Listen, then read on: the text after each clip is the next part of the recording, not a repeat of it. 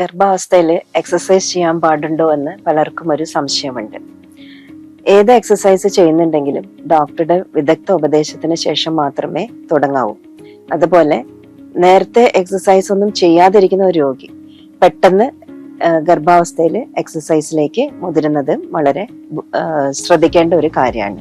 ചില കോംപ്ലിക്കേഷനുള്ള ഗർഭാവസ്ഥയിൽ, അതായത് പ്രഷർ, ഓവറായിട്ടുള്ള ബ്ലീഡിങ്, പിന്നെ ഡേറ്റിന് മുമ്പേ വേദന വരുന്ന ഇതുണ്ടെങ്കിൽ, ചില ഫൈബ്രോയിഡ് അല്ല മുഴകളുള്ള ഗർഭങ്ങൾ, ട്വിൻ പ്രഗ്നൻസി, ഇങ്ങനെയുള്ള ഗർഭിണികൾ എക്സസൈസ് ചെയ്യുമ്പോൾ കുറച്ചും കൂടെ ശ്രദ്ധിക്കേണ്ടതുണ്ട്.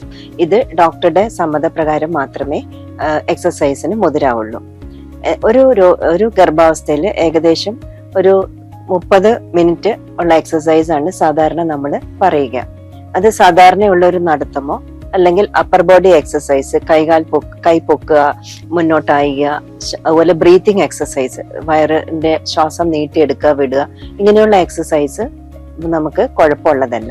എന്നാൽ പെൽവിക് എക്സസൈസും ചെയ്യുമ്പോൾ നമ്മൾ പെൽവിസിന്റെ അല്ല ഇടുപ്പിന്റെ അവിടുത്തെ സങ്കോചം കുറയ്ക്കുവാനാണ് പെൽവിക് എക്സസൈസ് സാധാരണ ചെയ്യുക. പെൽവിക് എക്സസൈസ് നമുക്ക് മറ്റ് കോംപ്ലിക്കേഷൻ ഒന്നും ഇല്ലാത്തവർക്ക് പറഞ്ഞു കൊടുക്കാവുന്നുണ്ട്. ചെറിയ സ്ക്വാറ്റ്സോ അല്ലെങ്കിൽ കീഗിൾസ് എക്സസൈസ് എന്ന് പറയും, നമ്മൾ ഇടുപ്പിന് ചുറ്റുമുള്ള മസിൽ കൺട്രാക്ട് ചെയ്യുന്ന തരം എക്സസൈസോ നമുക്ക് ചെയ്യാവുന്നതാണ്. എന്നാൽ വയറിലേക്ക് അമിതമായിട്ടുള്ള ശക്തി വരുന്ന എക്സസൈസുകൾ കഴിവതും അവോയ്ഡ് ചെയ്യുക. എന്നാൽ നമ്മൾ എക്സസൈസ് ചെയ്യുമ്പോൾ അമിതമായിട്ട് കിതപ്പ് വരികയോ ശ്വാസമുട്ടൽ അനുഭവിക്കുകയോ അതല്ലെങ്കിൽ വയറിന് വേദന വരികയോ ഒക്കെ ചെയ്യുകയാണെങ്കിൽ എക്സസൈസ് തുടരാതിരിക്കുന്നതാണ് നല്ലത്.